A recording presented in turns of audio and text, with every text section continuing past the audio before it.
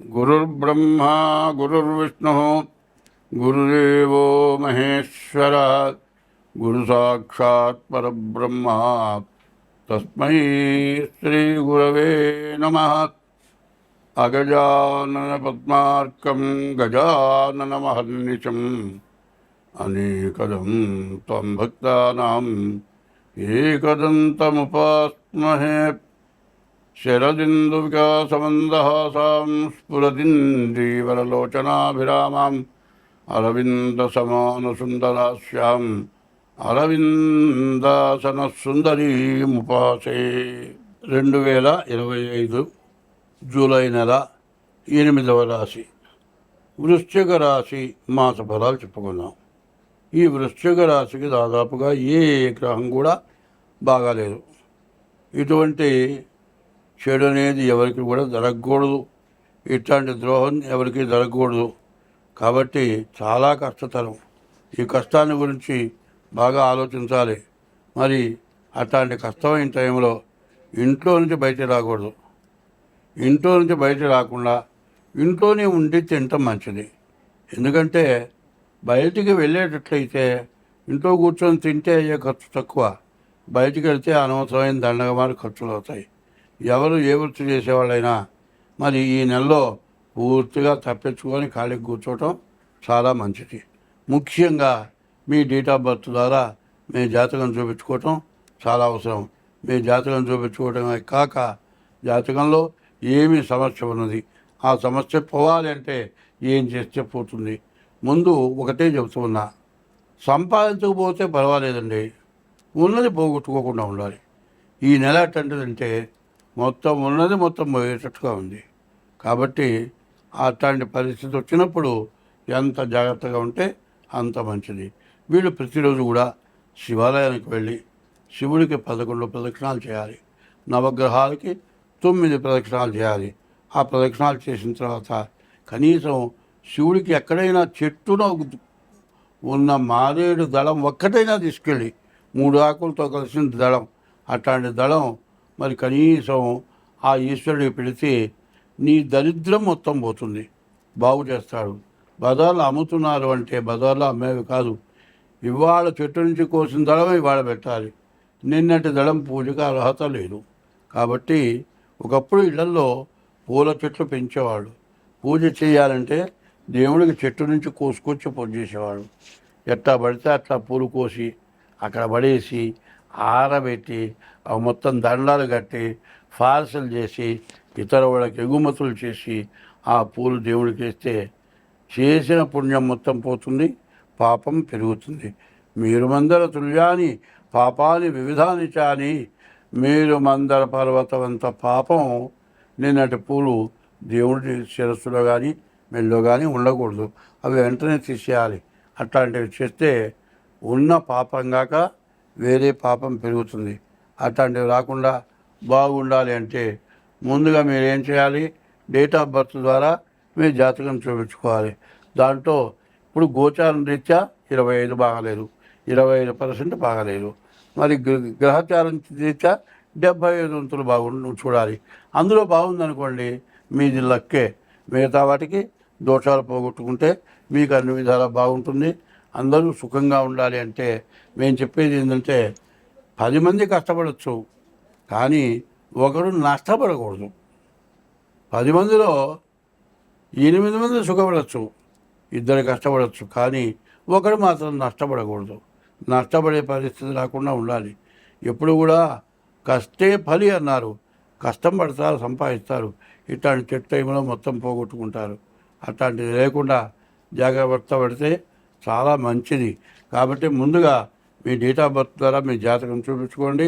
ముందు దోషాలు ఏంటో చూసుకోండి, జాగ్రత్తగా ప్రవర్తించండి. స్వస్తి. మార్చి నెల 30వ తారీఖు 6 గ్రహాలు చేరినాయి. షడ్గ్రహ కూటమి. ఈ సంవత్సరం 6 గ్రహాలు పాపగ్రహాలు పంచాంగంలో నవనాయకుల్లో 6 గ్రహాలుగా మంచి పదవులు వచ్చినాయి. మరి అన్నీ దుర్మార్గపవే. మరి అటువంటి పదవులు వచ్చినటువంటి పాపగ్రహాల వల్ల ఏమిటి పరిస్థితి? మనకు నిన్నటిదాకా యుద్ధం పాకిస్తాన్తో. ఏమిటా యుద్ధం?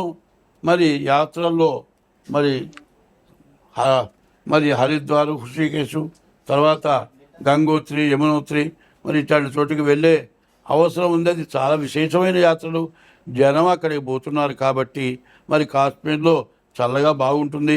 అక్కడ చుట్టానికి వెళితే అక్కడ బాంబులు వేస్తే మన జనం చావాలి అని పాకిస్తాన్ వాళ్ళు వేశారు. అది ద్రోహం కాదా? దానివల్ల ఇండియాలో యాత్రా ఫలంతో బాగా విపరీతమైన ఆదాయం ప్రభుత్వానికి వస్తుంది. వాళ్ళు నాశనం అయిపోవాలి, మనం బాగుపడాలి. ఇటువంటి దురాశతోటి పాకిస్తాన్ వాళ్ళు యాత్రకు పోయిన వాళ్ళని కనీసం కాళ్ళు పట్టుకున్నా కూడా పసిపిల్లల దగ్గర నుంచి చంపే భార్యని, కొత్తగా పెళ్ళైన భర్తలుంటే భర్తను చంపి ఇట్లాంటి దురాగతమైన పనులు చేసి మీ ప్రధానమంత్రి చెప్పుకో అన్నారు. మరి ఇంత నీచం చేసి కూడా మరి ఎంతో నష్టపడ్డారు. ఎంతో నష్టపడటం కాదు, మన జనాల్ని దురాగతంగా చంపినందుకు నీళ్లు దొరకకుండా తాగడానికి నీళ్లు లేని పరిస్థితుల్లో కూడా వాళ్ళ బుద్ధి మారలేదు. అదే కాదు, ఇజ్రాయెల్ ఇటు వచ్చేప్పటికల్లా మరి ఈ రెండు దేశాల్లో కూడా మళ్ళీ యుద్ధం ప్రారంభమైంది. మరి మరి ఇంకో చోట అయింది మళ్ళీ వేరే దేశంలో కూడా ప్రధానమైన దేశాల్లో యుద్ధాలు జరుగుతున్నాయి. ఈ యుద్ధాల వల్ల ఏమవుతుంది? విపరీతమైన ఖర్చు. ఈ ఖర్చు వల్ల ఏంది? ఒక దేశం నుంచి కొన్ని వస్తువులు దేశానికి వస్తాయండి, ఆ వచ్చే ఆగిపోతుంది. మరి ఇట్లాంటి వాటి వల్ల ఏమవుతుంది? ప్రతి వస్తువు మీద ధర పెరుగుతుంది. కానీ యుద్ధంలో పెట్టారు ఖర్చు, ఎక్కడి నుంచి తెచ్చిపెట్టారు? ప్రజల దగ్గర సంపాదించినటువంటి ధనమే ఖర్చు పెట్టారు. ఇంత ధనం ఖర్చు అయిన తర్వాత ప్రజలకు కష్టం వచ్చినప్పుడు ఇవ్వటానికి ప్రభుత్వం దగ్గర ధనం లేని పరిస్థితులు వస్తున్నాయి. కాబట్టి ఇది అంతర్యుద్ధం. ఈ అంతర్యుద్ధం వల్ల చాలా సమస్యలు రాబోతున్నాయి. కేంద్ర ప్రభుత్వానికి, రాష్ట్ర ప్రభుత్వాలకి పడటం లేదు. రాష్ట్ర ప్రభుత్వంలో అధికార పార్టీలో అధికారంలో ఉన్న వాళ్ళకే పడటం లేదు. ఇదివరకేంది? అధికార పార్టీకి ప్రతిపక్షానికి విరోధం. మరి అధికార పార్టీలోనే తేడాలు, ప్రతిపక్షంతో ఇంకా తేడాలు. ఇట్లాంటి వాటి వల్ల ప్రభుత్వ పరిపాలన చేసేవాళ్ళకే ఇబ్బందిగా ఉంది. ఇటువంటి ఇబ్బంది రావడానికి కారణం ఏంది? మరి అధికార పార్టీలో తగాదాలు ఎందుకు వస్తున్నాయి? వాళ్ళకి అధికారాలు రాలేదు కాబట్టి వాళ్ళు అల్లరి చేస్తారు. ఇవాళ ప్రతివాడికి డబ్బులు కావాలి, డబ్బులు కాకపోతే ఆదాయం లేకపోతే అల్లరి చేయటమే వాళ్ళ యొక్క దుష్ట స్వభావం. ముందు అది మారాలి. అది మారిన పక్షంలో చాలా కష్టాలు ఎక్కువగా ఉంటాయి. ఎందుకంటే ఏం చేయాలి? ఒకటి చెబుతున్నా, మనకంటే తక్కువ వాడిని చూసి మనం బాగున్నామని తృప్తి పడితే జాగ్రత్తగానే ఉంటాం, మంచిగానే ఉంటాం. మనకంటే ఎక్కువ వాడిని చూసి వాళ్ళలాగా మనం ఎట్లా ఉంటాము అనేటువంటి ఆలోచన కనుక వస్తే మనం అసలు బాగుపడలేము. మరి వాళ్ళని చూసి ఏడ్చి సర్వనాశనం అయిపోతాము. కాబట్టి ఎవరికో అదృష్టం పట్టిందంటే అందరికీ అదృష్టం పట్టదు. వాళ్ళ పూర్వజన్మలో పుణ్యం వల్ల వాళ్ళకి అటువంటిది వస్తుంది. వాళ్ళని చూసి మనం ఏడవటం కాదు, వాళ్ళని ఆధారం పెట్టుకొని వాళ్ళ వల్ల బాగుపడదాం అనుకోవాలి.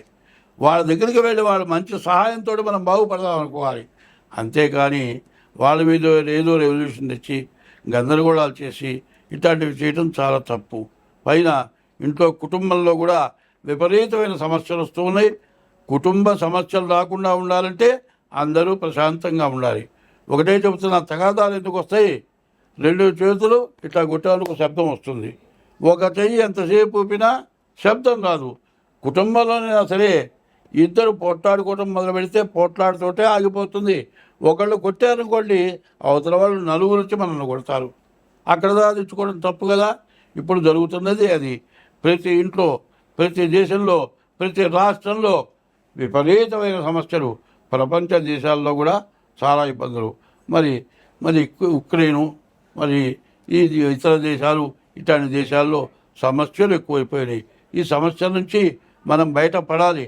హిందూ ధర్మం ఎట్లాంటిదంటే ధర్మంతో బతికేది హిందువు ఎప్పుడు కూడా దైవాన్ని నమ్మేవాళ్ళు హిందువులు.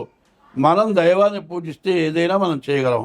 ఒకప్పుడు మనకు వచ్చినటువంటి కరోనాని పోగొట్టాలి అంటే మందు కనిపెట్టేవాళ్ళు హిందూ దేశంలో వాళ్ళే. కానీ చాలామందికి ఉపయోగించారు. అట్లాగే మంచి ఎక్కడికి పోదు. మంచి మరి చాలా గొప్పది.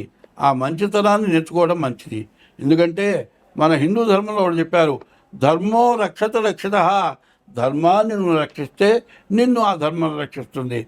తర్వాత ధర్మో రక్షతి రక్షిత, ధర్మస్య జయోస్తు, ధర్మం ఎప్పుడూ జయిస్తుంది. అధర్మస్య నాశోస్తు, ఆ ధర్మం వల్ల వాడు నాశనం అయిపోతారు కానీ బాగుపడరు. ప్రాణిషు సద్భావనాస్తు, మంచివాళ్ళకి అంత అన్నం పెడితే అది మంచి జరుగుతుంది. ప్రాణిషు సద్భావనాస్తు విశ్వస్య కళ్యాణమస్తు, విశ్వం మొత్తం బాగుంటుంది. కాబట్టి మంచిగా ఉండేవాళ్ళు ఎవరైతే ఉంటారో, మంచిని గురించి ఎవరైతే ఆలోచిస్తారో, ఇది వేదమంత్రం. ఈ వేదమంత్రం ధర్మస్య జయోస్తు అధర్మస్య నాశోస్తు ప్రాణిషు సద్భావనాస్తు విశ్వస్య కళ్యాణమస్తు. ఈ మాటని ప్రతివాడు గుర్తుపెట్టుకుంటే అపసహజమైన దుర్మార్గమైన పనులు చేయటానికి ఇష్టపడరు. ఎక్కువ మంది మంచి చేస్తే వాళ్ళిద్దరు చెడు చేసినా వాళ్ళు ఏమీ చేయలేరు. కాబట్టి స్వస్తి.